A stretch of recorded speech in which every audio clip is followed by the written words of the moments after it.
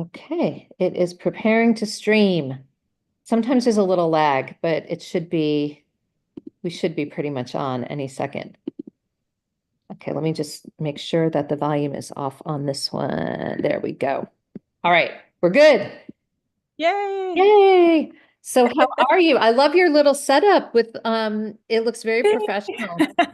I tried. It's a work in progress. This is kind of my little Auvê Beauty station back here. I live in San Francisco. It's a small place, so I try to have little areas that I have each thing going on. So yeah, this is my little product setup back here. I love it. So hello everyone. It's Lynn from Masami, and the Conscious Beauty Collective. And I'm here with Angela from Auvê Beauty. Hi everyone. So we're going to talk a little bit about today. I really can't talk today. This is going to be a challenge. And I Nice. didn't even have too many gummies last night. I had like my one. So maybe it was extra strong, sometimes those gummies. But anyway, we're going to talk about her brand, her background. She's especially interesting because she is an entrepreneur like all of our other founders, but she's also a cosmetic chemist. So she comes at this with a whole different wealth of knowledge than many of us. So I think she will give a little bit more insight into her products and formulations and even just the industry and clean beauty and the trends we're seeing. And there's so much we could talk about. Oh my God. So welcome. Thanks for doing Oh, this.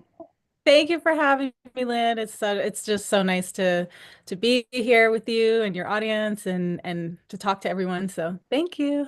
Yeah, so we're gonna just jump right in. So I've known Angela now for, gosh, a year or two, something like Couple that. years. Yeah. Yep, Yeah. couple years. She's been part of the Conscious Beauty Collective. Her products are absolutely amazing. What I love about them, I will share what I love about them, and then you can jump in or correct me or add or build because I want you to kind of then talk about more about your story and stuff. But first of all, she has a small product line, which I personally like because I think so many brands push out so many products and kind of um I don't know. They're trying to do like this marketing jujitsu where you think you have to use 20 products to get the results, and it's just not true. Like if you have really good high quality products, you don't need a lot. And so her line, you could literally just use that stuff and be great. Like you don't need to add on all sorts of extra stuff, which that's one of the things I really love because it's not a complicated line and you don't need a lot.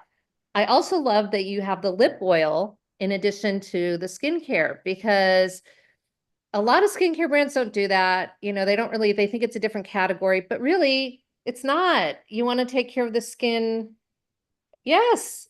You're So hoping. that's amazing. And then the last thing I'm going to talk about is the fact that she has this very unique ingredient, Guyanese tree bark, which I don't think I've heard of in any other skincare brand. So you might be it. And I I think hope because so. yeah, and because you're a cosmetic chemist, I think you can talk to the benefits and the science behind what makes that such a cool, unique ingredient. But let's start with just what got you to create your own brand. What was the catalyst or the trigger that kind of kicked it all off? So I have first, thank you so much. That is like the most lovely introduction ever. Thank you. So I actually, I've been in the industry for like 20 years in the beauty industry, essentially as I started as a cosmetic chemist. So I was in the lab, like actually making products for all kinds of brands. Like I was actually formulating it on the bench top. So I kind of know that world really well. And then I ended up like progressing into product development for different brands, meaning like I basically like plan the launches from start to finish, like, as they're a concept, coming up with the concepts or, figuring out what needs to be done and made in the pipelines, and then taking that all the way through to the manufacturing stage, like when it's all, being made and everything, and using my chemistry background to, like work with R&D and like work with in every stage. And then I think it kind of came to me like maybe I mean, this is not just like an overnight thing. I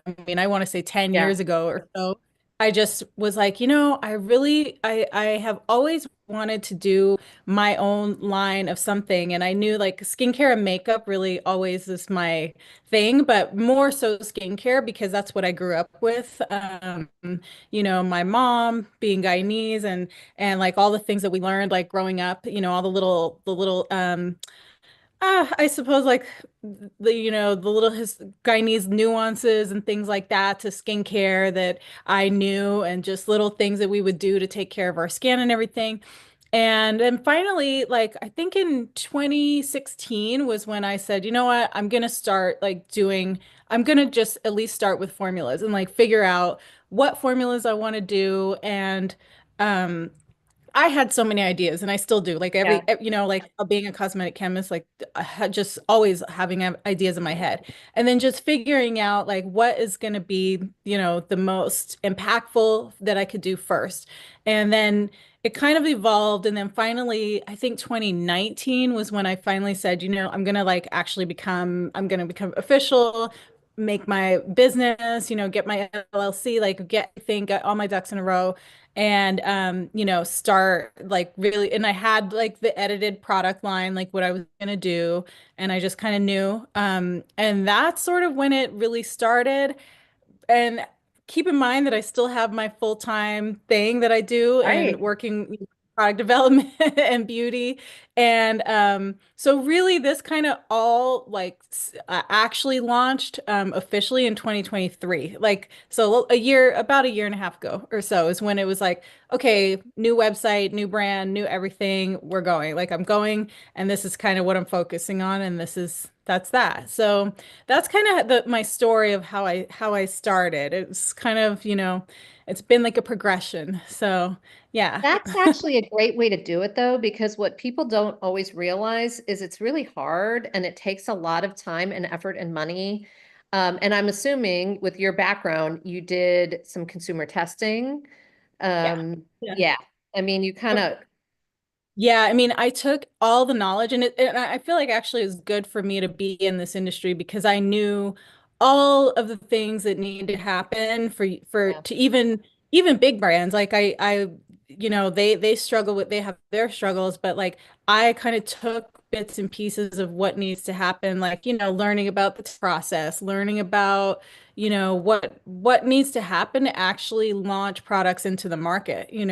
So, yeah, I mean, you're right. Like all the things like, consumer testing, getting feedback, getting, don't like really understanding what's going to resonate and all of those things. That's I'm lucky, I'm fortunate to have the background, to know what to do at least. Well, and Not that it makes it also, easy. yeah, for sure. No, 100%. But also, yeah, you knew what to expect. You're not going to have shock, like, oh my God, what do you mean I have to do that? I didn't budget for that, that kind of thing. Right, But you also had an right. advantage where you're not going to have to deal with the MOQ issues that a lot of brands do making their formulas. Although on the Exactly. packaging side, maybe that was also something, I don't know. I mean, I really like your packaging. And I'd like to actually talk a little bit more about because you have these like the pink and then you have the yellow. And what Yeah. inspired the colors? How did you come up with that?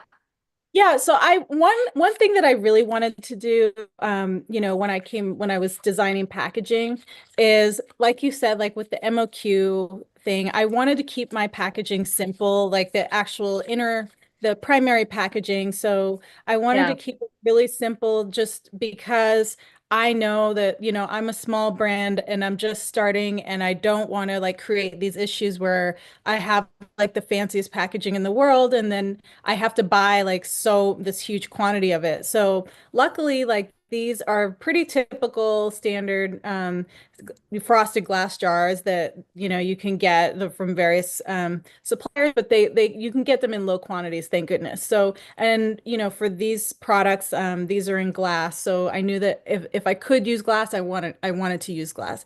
But the The reason why I basically wanted each thing to be a distinct color was because I just want differentiation, like, in every, like, I want it to be interesting, and I want like, I want you to identify, like, oh, that's the peach one, that's the Fermentone cream, so, and the pink one is the lip oil, so that it's just something that can kind of click in your brain, like, what the colors are. And then, like, the radiance infusion oil is yellow because this product itself is yellow. It's a yellowish oil. And then the porcelain skin refining serum is a, like, beigeish, I guess off-white color, and that's Huh. because the color of the product. So I tried to match the color of the product as much as possible, and then I also thought about, like, just having something a little more fun that you can kind of like identify each product by the color of the packaging. So yeah, that was something that I was That's thinking. really smart. And because so many brands that I see now have like they'll have, I'll just use an example, like a bunch of products and they're all in white packaging. And you don't really, and sometimes the type is so small and you can't really tell and it looks so similar. And I think what you've managed to do is create the distinction that you wanted between the products, but it all still looks like a family.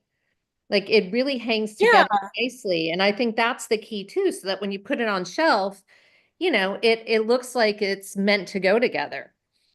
yeah, I mean, I tried to think about those details, like, I mean, like I said, like, being in the industry so long, like, I've seen so many packaging designs, and, things that can go wrong, and I tried to think about all of that stuff. I mean, eventually there are things that I do want to change, but one thing that I wanted to do, because I think, it's so easy when you just buy a product, you just throw away the packaging. Like, so one thing that every packaging has, and maybe, I mean, you might not see this on a shelf because they're all sealed up, but when you open them, actually the outer packaging itself can open up like this. So you have more info on the Oh, inside. So on the that's inside, awesome. I didn't even know yeah, that.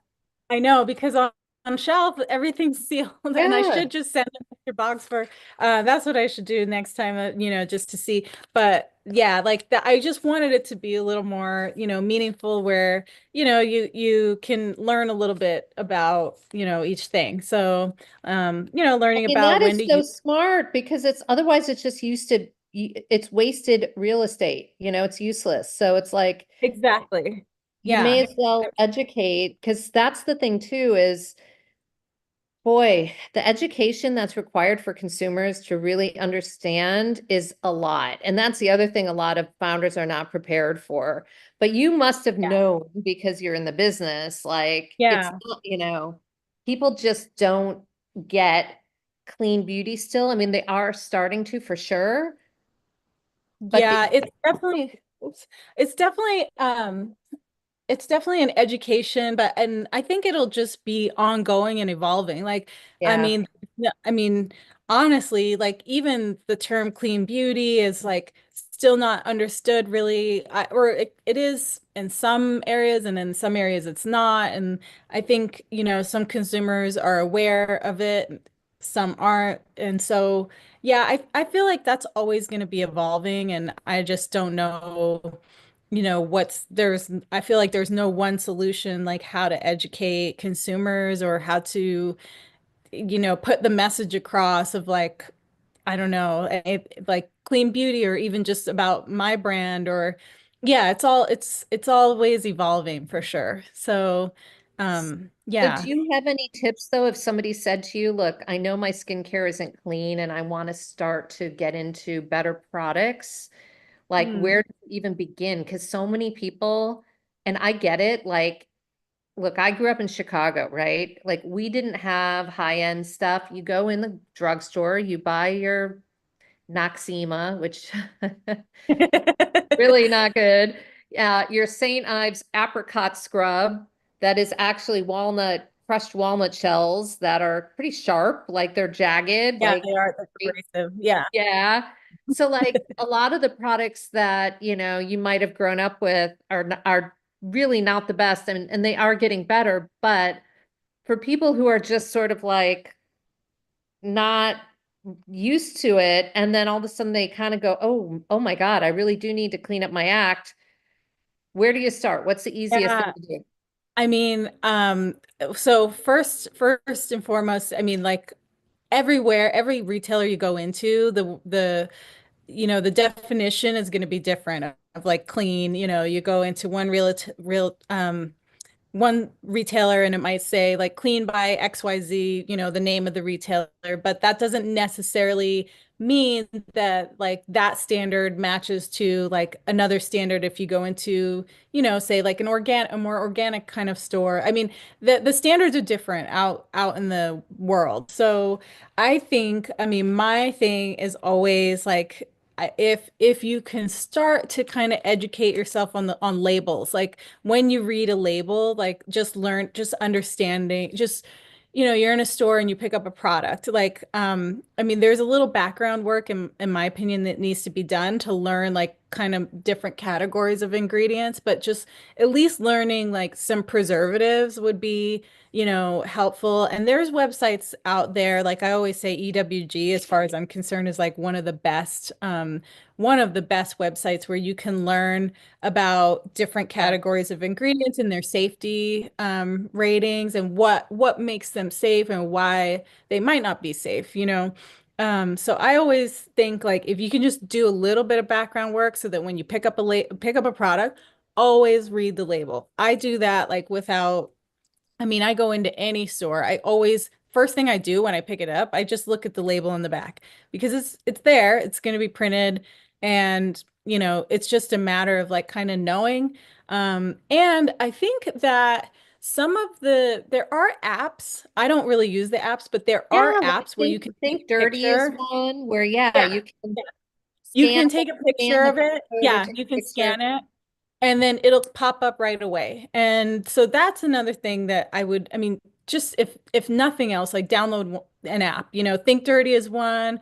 I don't know if EWG has an app, maybe they do, but there's another one called, oh shoot, I'm blanking on it I know, right me now. too, because there are a couple more, you're right. Yeah, there are some that are pretty well known, and Yeah, just download, one or two of them, and you can scan both of, when you see how it compares, when you scan on one app versus the other. But that should give you kind of a general idea of, okay, what is this product clean or I just kind of think like it gives you a little bit of background. So then that yeah, way you can kind of know, oh, okay, maybe this has like a couple of things that don't show up totally green. Maybe they're orange, like on the EWG scale, because it's like green, orange, red, and orange isn't the worst either. Like, and it might say like, it's orange because I don't know, it's just due to usage level or something like that. So just, I think that's like the easiest way as far as I'm concerned of like when you're in store to like start kind of making cleaner choices, and picking out things that don't have endocrine disruptors or that aren't, don't have allergens or minimize allergens. And so I think that's kind of one of the easiest ways is just, picking up, reading the label. So, yeah, I think you're right. And there are little tricks I've found, like, sulfates show up in lots of different forms, but usually, if it says SLS or sodium lauryl, like there are like, if you look up kind of the main baddies and kind right, of the few sort of terminology words that are used, then it's a little bit easier to decipher stuff because you can start to see that that's an alcohol, or that's a right. paraben, or that's. Right, right, exactly. Yeah, they kind of show up. Sometimes they don't show up as the exact, word, but it's like, a class. It's like an Right. umbrella of ingredients that, fall under that. So I think that's a really easy way. It takes a little bit of extra time, but then once you get used to doing it, you'll do it every time. Like, it'll become automatic. Like, Yeah.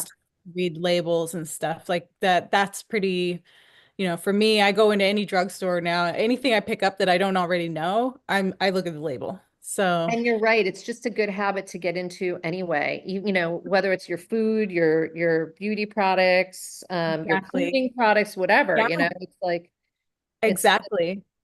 okay, so let's get back to your brand. I would Mhm. love to dig into the whole Guyanese tree bark a little more because that is such a unique ingredient. And I know that that comes from your heritage, your background, but how did you find that specific ingredient? So, well, thanks for bringing it up. Yeah, so as I mentioned, my family is Guyanese, and so I'm a Guyanese American. And basically, you know, growing up, we've always like kind of known different little remedies for this and that. We had aloe plants in our house that we would break and just use it on our skin like that. But then the Guyanese tree bark actually came in my daily work, my product development. I was working with a brand, and I remember, so, in this role, like a lot of ingredient suppliers will come to you, want to meet with you and show you their latest and greatest ingredients and whatnot. So, I was having a meeting with the supplier and they said, "Oh, here's one of our newest things that comes from Guyana, and it's called Guyanese. It's called, like, the full name is like Guyanese bootlace tree bark, something, and then it has like another technical name. Anyway, so I was like, oh my God, like something from Guyana, like, right? And then I took that back to my mom because I said, Mom, like, do you like, because apparently, so the whole story about this ingredient is that it was used by Amerindians for like toothaches, like to heal wounds. It was used like in an ancient, world, I guess, to do the all these different healing properties. So I told my mom about this and I said, Mom, like, and she was like, I think we like it's not known, like they have different names for each thing. And she was like, I think this is what we drank. Like, we used to boil this thing and drink it as a tea. And I was like, oh, that's interesting, but it was not called like, this Yeah. this kind of what they made it like, kind of the more prettier name of it or whatever. And I was like, oh, this is so interesting. So then I started reading all about this. And I mean, not only was it used like, to do all these amazing things, it has all these healing properties, but when they started like testing it in skincare, like in the skincare, applied topically, it's basically clinically proven to firm skin, to tone the skin, to brighten skin. It reduces inflammaging, which is like inflammation is like inflammation that happens when you're exposed to elements, to smoke, if you were exposed to like Mhm. cigarette smoke, to the sun, to pollutants and things like that. So it has this amazing ability to do all these great things, and it was clinically proven to do all of this. And I was like, oh my God, this is like the perfect marriage for me. Like, to feature this is to harness the power of this as, my key ingredient in my brand, because this is like, and it comes from the Guyanese Amazon, from the rainforest. So the Amazon like is very big, and Guyana has like a huge part of untouched rainforest, and it's like this naked um rainforest that hasn't been, adulterated basically. But it comes from there. There's a lot of ingredients that are grown in the Guyanese Amazon as well, but so it just had all these amazing magical benefits, and I just thought, you know what, like I think this came to me somehow. The universe brought it to me, and I started using it. And when I started testing, with consumers, like it actually, we see results. We saw results. Some of them are on my website. And it's just consistency, using it once or twice a day on your skin, and it will make a difference. So, I try to really, like, Yeah. I want to harness it in everything because, um, no matter what, it will give some benefit no matter where you're Yeah. using it, the skin, the body, the face of the body. So yeah, um, but that's how that came about. So it Such a was very, serendipitous kind of yeah, thing, right? Like, oh my God, totally. the fact that I mean, that is fascinating. So have you been able to go down there to like that? I didn't know there was like the Amazonian. Yeah. Yeah, So so there's the whole rainforest there. So I've been to Guyana a couple times, and I have not been to the rainforest yet. So that's a trip that I'm kind of working on planning because I want to like go to where the ingredients harvested, and I actually want to hopefully capture the whole process of like, that'd be how it's amazing. done and everything, and there are like documentaries and things online if anyone's ever interested in looking, the people who have gone to the rainforest in Guyana, and it is fascinating. I mean, it's definitely a trip. I mean, it's something to, you have to plan it. You can't just like go, because even to get there, I think like, you probably have to take like a Yeah. little, like one of those tiny planes or whatever. But yeah, I mean, it's fascinating. It's fascinating. So hopefully that will come together in like another year or two. I'm hoping. I hope so too. That seems like an amazing trip. And maybe you even do it and invite some of your I was going to say customers, but really like open it up to people that would want to explore that. Because we were thinking about doing that with our makabu in Japan, because Yeah, it's that harvested would in, be so cool. yeah, wouldn't that be cool? It's always neat to see the whole like to see it in person of like where your ingredients come from, how they're harvested, how, the sustainability of the process, like, Yeah. and how it actually gets into your product. So yeah, that's such a great idea though of opening it up. I like that idea a I, lot. I mean, it would be really interesting. And then the content that you'd get, just that Yeah. alone Yeah. would be Oh, incredible. Like, oh my God. All right. Well, I yeah. might have to go with you. Oh, I would love Um, that. And then I'll come with you on your trip Yeah, to exactly. That would Japan. be, oh my God, Yeah, crazy. Well, maybe we'll that do a little, a pop-up in Guyana and we'll make an oh, experience. that would be, I know, it would be a dream. It would really be a dream. I mean, that's something that I feel like, there are other things that I'm thinking about down the line for the brand and, how to because I mean, it's a place now that I think people are getting to know or there's more and more like commercialization that's going on there. And I think there's like a new resort, I believe, that opened in the main town in Georgetown, I think. And anyway, like, so it started to become more of a popular destination, maybe a little bit, but so hopefully that kind of also gets interest as well. But yeah, I would love to, in the next 1 to 2 years, that'll be a trip that I'm really hoping to do. That So sounds absolutely incredible. So, okay, yeah. so now you kind of alluded to my next question, which is what else do you have in the pipeline for the next, whatever, next short term, Yeah. long term? So I have a couple of products in development right now. So I mean, in terms of new products, and I have a ton of ideas in my head always. Like I that's know always it's been hard. going on, It's hard to not do them, right? right. It's, I think also like yeah, being a founder and having your own brand, you're always thinking of like, what's the next add-on or what's the next thing or just what haven't I addressed and my line is small, like you said, it's 5 products right now, so I'm definitely thinking of like the next because I want each product to be distinct where it really targets Yeah. that particular benefit, so I'm just gonna say that I'm working on something for the eyes, so yeah, for firming and toning around the eyes. So that will be hopefully what I'm able to do next, working on that. And then I have other things that are kind of loosely in the works product wise, just moving into other areas like the neck and Yeah. décolleté. I And definitely need something oh, here. This is that's a why I'm whole wearing thing. a turtleneck because No, so you look good. I woke up one day and I'm like, how did this happen? It's like out no, of I nowhere.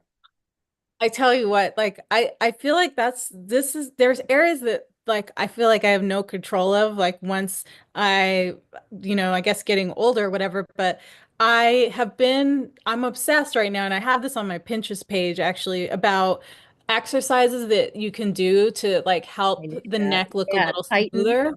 And Hmm. there's things, there's stretches you can do. I mean, it's just a matter of doing them, but at least that's one way that I'm thinking, okay, I don't have to accept like what's going to happen. Like, I mean, it's going to happen, whatever's going to happen, it's going to happen, but at least I could slow it down a little bit, doing those things. Look, But why not? I mean, I'm all for that. I might have to do some research because, yeah, a couple yeah, little yeah, exercises help tighten this thing up. Not a bad idea. yeah. Ah, So, oh so well. yeah, so new products and then, I'm hoping to do more shows, like more of the trade shows, and Yeah. get into that a little more. And that takes a little bit of organizing, but that I'm working on that. And yeah, I mean, that's pretty much, I mean, I think that's it. And then I have the new CBCs pop-ins, hopefully, that will, Yeah, we've got a be whole coming bunch up. coming up. It's been a little hectic. Yeah. Hence why I'm like running around like crazy these days. So yeah, we're launching Atlanta, Miami, and LA in January. Oh my goodness.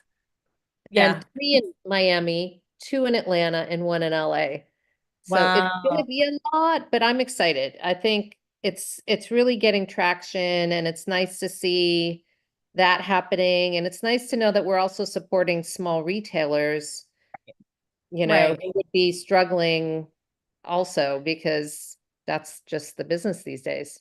Oh yeah. I mean, I think retail can be really a rough, retail can be rough. I mean, I read so many publications, so I think the concept of like the pop-ins is it's so cool because I think a couple, like what I like so much is that, it's just this, I mean, obviously the CBC Collective, but I just love that like people can go discover, Yeah, different CBC brands in each of these pop-ups. I mean, maybe they'll run into some of the same, in the same region or whatever, but it's cool. Like if I go to the one in New yeah. York, I'm hoping, I will be going to New York and visiting in a couple months. I'm hoping that I'll be able to go visit the different pop-ins and check out all I the love brands. that too. Yeah, I mean the only brand that's in all of them is Masami.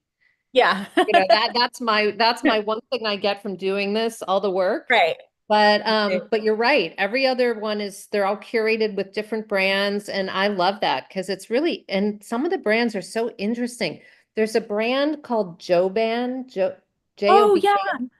Yeah, the My God, deodorant, the colored, yeah. yes, Yeah. tinted deodorant. Yeah. I'm like, that Yeah. is genius. Why hadn't somebody thought of that? I love that. Yeah, my friend went to that pop-in in the one at the Collagen Bar where they Yes, were, and she was like, "This is such a," because I think she got a sample of the Joban deodorant. She's like, yeah, "Oh my God," she's like, "This matches my underarm like completely." Like yeah.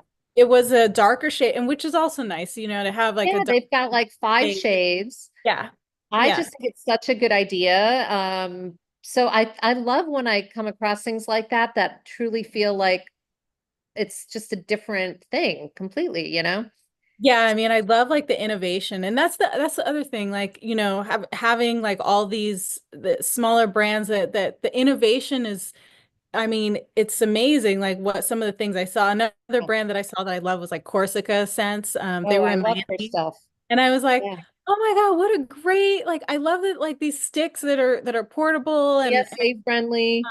yeah, and I'm like, you it's like the discovery process and it's so cool. So I love that. I love being part of that, like innovative kind of all these minds, all these founders together that are, have their own innovation. So I like that a lot. Oh no, you're totally right. Well, listen, I won't take up more of your Saturday. It's a beautiful day here. I'm sorry it's not Oh. so great where you are, but hopefully that will calm down a little. But thank you Yeah, so much for chatting. This thank was you great. for having me. Yeah, and I look forward to seeing you in person at our one of our next CBCs. Yeah, definitely. Yeah, thank you so much and enjoy the holidays. Thank you. Thank you. Okay, bye.